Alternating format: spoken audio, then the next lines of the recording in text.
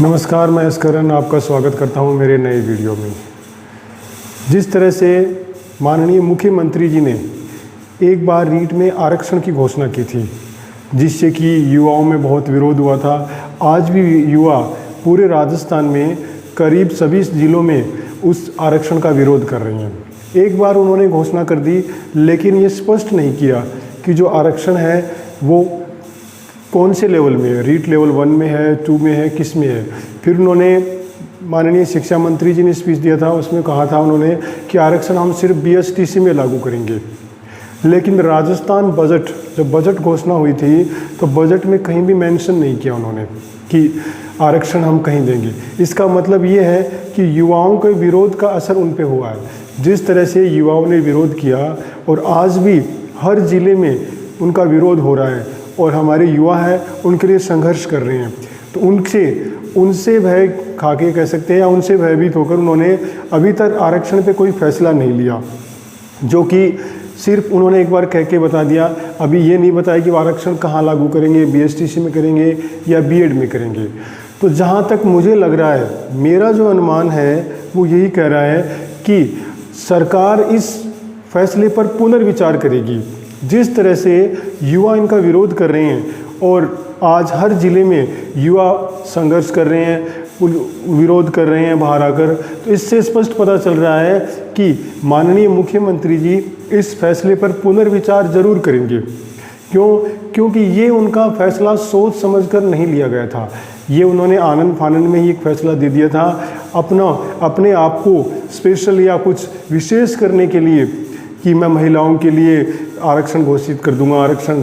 लेकिन ये फैसला बाद में उन्होंने जब उन पर विचार किया तब उन्हें लगा कि वाकई ये फैसला मैंने जल्दबाजी में दे दिया है। क्योंकि आरक्षण पहले से ही महिलाओं को 30% दिया गया है, ठीक है। इससे ज़्यादा कईयों में 33% भी कर दिया, जैसे राजस्थान पुलिस में।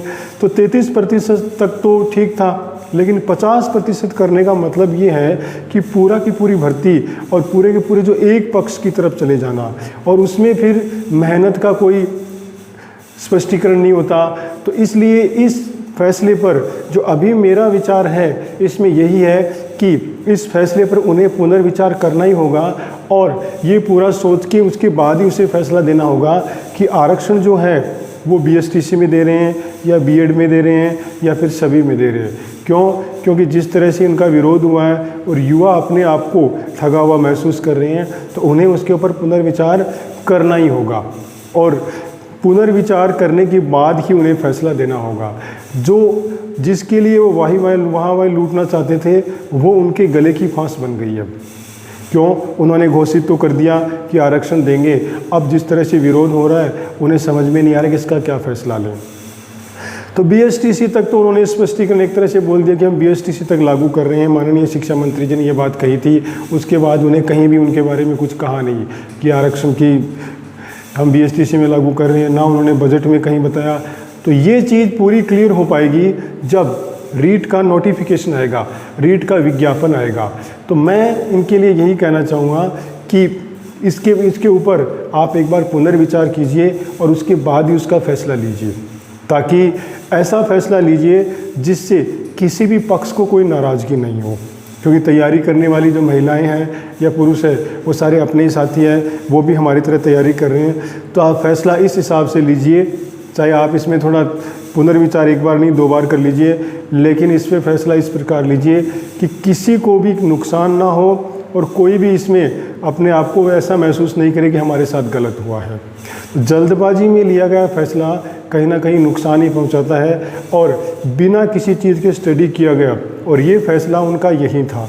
तो इनके लिए मैं यही कहना चाहूँगा, आप इस फैसले पे पुनर्विचार कीजिए और इस तरह से इसका स्पष्टीकरण कीजिए, इस तरह से इस फैसले को आप बताइए जिससे किसी को भी, चाहे वो महिला हो चाहे वो पुरुष हो, किसी को भी ऐसा नहीं लगे कि हमारे साथ गलत हुआ है।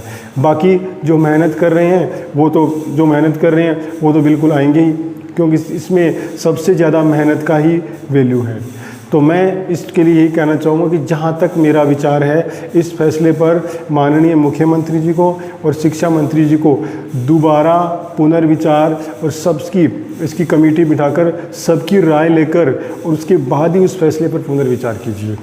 ताकि ऐसा फैसला हो जिससे ना महिलाएं ना पुरुष किसी को भी ऐसा नहीं लगे कि हमारे साथ गलत हुआ है।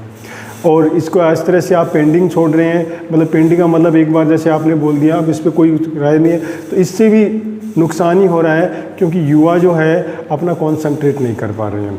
तो मैं आपको इसके बारे में कोई भी जैसे ही सूचना होगी तो मैं ज़रूर आपको बताऊंगा। आप मेरा वीडियो देखते रहिए और आप मेरे चैनल को लाइक कीजिए, सब्सक्राइब कीजिए। मैं आपको मोटिवेट करता रहूँगा और आप मेरा वीडियो देखते हो, मेरे लिए समय निकालते हो, इसके लिए आपका बहुत बहुत धन्यवाद।